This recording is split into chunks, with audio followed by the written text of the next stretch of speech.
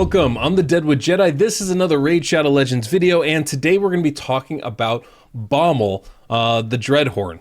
Doom Tower boss, very difficult to do. I had a Patreon Patrick come to me and ask me, hey, can you help me beat Bommal 50? I was like, you know what? Yes, I can. I can do that for you. Not a problem. And so we got on the account, and boy, Bommal is really tough. It's one of the hardest bosses you can do in this game. And so I was struggling trying to put it together on his account, and I know eventually I would get it done, but the gear requirements are super hard. It's not an easy one to do. And then I realized he had a Samar Gemcursed on his account, and I was like, what the? I don't have a Samar Gemcursed, and he's the only champion that I know of that can solo Bommal from stage 10 all the way to stage 90 hard. And so I was like, well, let's build him out. Let's make this happen. So first off, I do have to give a shout out for Stu Gaming, because I definitely used some of his guidance in his videos in order to make this work. And so definitely want to give him some love as far as how this goes about. But we're going to be looking at that today. I built Samar Gemcursed. We're going to kind of show that. Won't be a long video as we go into it. You know, this is the kind of work I do on my Patreon all the time. So if you guys are looking for account work, definitely sign up with my Patreon. There's links in the pinned comment description of pretty much all my videos for it, and it's on my website as well, so you can definitely find that there. But let's go ahead and talk about the champions a little bit and like why they work the way they do. So let's first talk about Samar himself and why he works the way he does. It really all comes down to his passive skill right here, Diamond Skin, where he has this passive ability that places a block damage buff on his turn for one turn at the start of each round. That doesn't matter. It's the active effect here, where a block's incoming damage and places a block damage buff on this champion for one turn when they receive a hit that would drop their HP below 30%. That's pretty massive. What this means is he's always going to have no lower than 30% HP if we build him right. And there is a 4-turn cooldown on this. So one of the things we need to make sure is that that skill activates when those dread bombs go off, those side bombs. When those explode, that's when we want this skill to activate. So we need to make sure that he's tough enough to take the hits from the boss, to take those little bombs the boss puts on, to take that HP burn, and not ever drop below 30% HP. If we can do that, we're going to be in really good shape. That's really all that matters about his kit. Now, he does have some other things that makes him more viable for this than somebody like Burangiri. And I think it really comes down to his A1 here, because what he does is he gets a 15% turn meter boost when he has more than 50% HP. Remember, we want to make sure he never goes below 30%. If we can keep him above 50%, he's getting that turn meter boost. And because of how we've built him incredibly fast with masteries, with auras, we're able to make sure that we're getting multiple turns against the boss. Because if we look at his passive skill, you can see it's a 4-turn cooldown. That means we're going to have to take those 4 turns before those dread bombs, those side bombs, go off. In order to do that, we're going to have to go fast. This is a lot like what we do with Clan Boss, where we have champions going at a 4-3 ratio, a 2-1 ratio, those kinds of things. Well, we kind of need the same thing to happen here with Samar. He gets that turn meter boost on his A1 skill, and we're just going to have him use that. And we have him going extremely fast as well. Hopefully it's going to be enough for him to lap Bommal consistently enough so that that skill is always going to be available when those dread bombs go off. If we can do that, then we'll be able to beat the boss. If we can't do that, then we won't. It's not a fast run, but it's an efficient run and should be pretty regular if we do it right. Okay, as you can see, I built Samar in an Immortal set and a Regen set.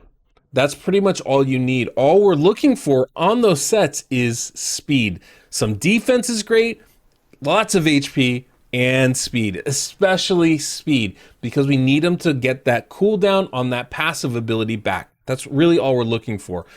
So as you can see, we have him at, I got him at like 252 speed here, almost 4,000 defense because we didn't have HP gloves, so I put defensive gloves on him, 82,000 HP. This is a very nice account. There's lots of good gear, not crazy good gear though, so I wasn't able to build it perfectly, but this is still going to be really good. Now, the thing is, the faster we get him, the more consistent this run's going to get, and I am testing it on 50. I think on 90 hard, this should work. These are speeds that will work, but the consistency might be low.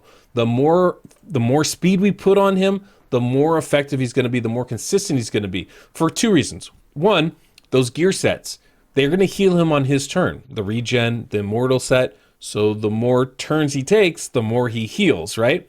So the faster he goes, the more he's actually going to heal himself up and stay alive.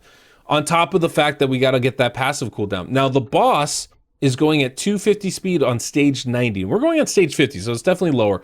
But on stage 90, it's 250 speed. So we really need a lot of extra speed, even with that turn meter boost on that A1, in order to lap him and get those cooldowns back. And that's really going to be the key to making it all work, is getting those cooldowns back. So that becomes a bit of an issue. So 252 is pretty good. I would love to get that closer to 260. I'd love to get it even higher if we could. But, you know, this should work for us, even on stage 90. Now, the big thing with him are going to be the masteries, because that 252 speed is not the end speed we're going to be rolling with here. First off, we're coming down here and we're going to be taking Spirit Haste. So he gets 8 speed for each dead ally, up to 24 speed. So we're going to be stacking 24 speed on by bringing in a bunch of champions that are going to die. That's part of how this is supposed to work. We're increasing the healing here, right? We're giving him more HP, but we're increasing the healing with these passive abilities, with these masteries here. We want to make sure he's always over 50% HP so that he can get that turn meter boost off his A1. And because his HP is really never going to fall below 30%, with this, with the Immortal gear, with the regen gear, we should always be over 50% when he takes his turn.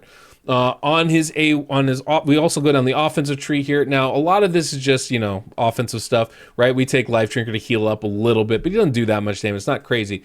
Big thing is Whirlwind of Death. We get another 18 speed from this if he kills enough enemies, which he should be able to do. So that's getting us a total of 42 extra speed on this champion. We have him at 252 now. That takes him all the way up to 294 speed. That's massive, right? We are coming down to War Master. This is how we're doing the damage and taking down this enemy, and a couple other things that are going to up our damage along the way. That's the way we build them. That's the masteries. It's going to work like a charm. Now, as far as the champions I'm bringing in, it's a whole bunch of nobodies, right?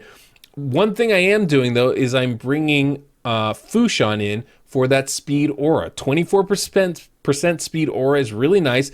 It's about another 24 speed because Samar has a 98 space speed. 24% of that, it's about 20 speed more, maybe 22, 23 speed. So, you know, we were at what, 294? Now we're well over 300 speed. That's going to be enough for us to get that extra turn that we want, even on stage 90, to make sure those cooldowns are actually cooled down and you can block that damage. So that's how we're building it. That's how we're running this team. So let's jump in here. Now, as far as running this team, I'm definitely going to be jumping around. We're going to be going, you know, it takes us a while going through these waves, right? This boring. The big thing is Samara needs to kill at least 3 people to get that passive working. Everybody else needs to die pretty quickly. Doesn't have to be through this. I think Fushan might make it to the boss, but it doesn't really matter. And Samar's just using his A1. I turned everything else off on the AI preferences, so it's just his A1 that he's going to be using. And that's pretty much it. It's not complicated. It's not hard to do. That's all we're going to be doing. It's not a quick run. So once we get to the boss, we'll talk a little bit about the beginning of it. You can see how it works, and then we'll just skip to the end so you can see the result. Okay, we're here at the boss finally, and you can see we start off with that passive, that block damage, doesn't really matter.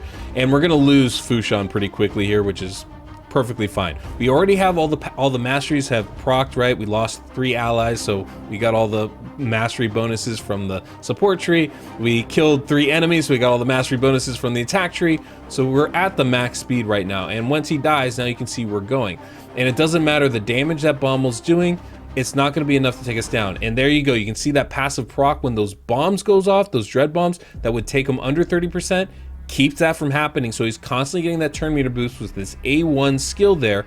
And every time he takes a turn, he heals back up. So he's never quite at 100%, but you know, he's got over 80,000 HP. He's definitely got plenty of HP to survive this, and well over 50% total.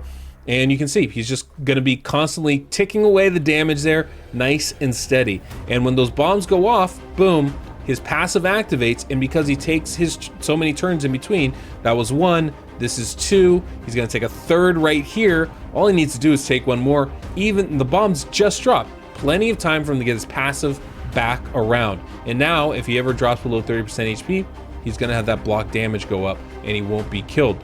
So you can see even on floor 90, we're going so fast, we're getting so many turns in between. On floor 90, it's not even going to be an issue. We don't need, I don't think, necessarily this much speed to be successful. it just makes it more consistent. And that's really the reason why we want to stack as much speed on him as we really can, while maintaining that really high level of HP and a pretty good level of defense. The 4,000 defense is really nice. We don't need that much for sure. You can definitely get away with less than that. 3,000 I think would be a really fine number to aim for, but it definitely helps as far as mitigating the damage and making sure we have enough HP so we're constantly getting that turn meter boost. And that's pretty much it. You can see, even, you know, when we get low, we're still healing up enough, and that passive is affecting us enough so we're constantly getting that turn meter boost, constantly getting our turns back and around. And that's it. Simple, easy. Let's skip to the end and see the damage result. There we go. Totally dusted. Only took us 10 minutes to do it, but we did it, and we could do it on auto. We don't have to pay attention to it. Never even came close to dying, so we can actually farm this now. So it's a pretty great result. I'm a fan of Samar. I'm a fan of how this works. I wish you guys luck. Hopefully you enjoyed this. It was kind of a fun thing. I'd never played with Samar Gemcursed before, and that was kind of fun. So that's the video. Hopefully it was helpful for you guys. Don't forget to hit that subscribe, like, notification bell. Until next we meet, I'm the Deadwood Jedi.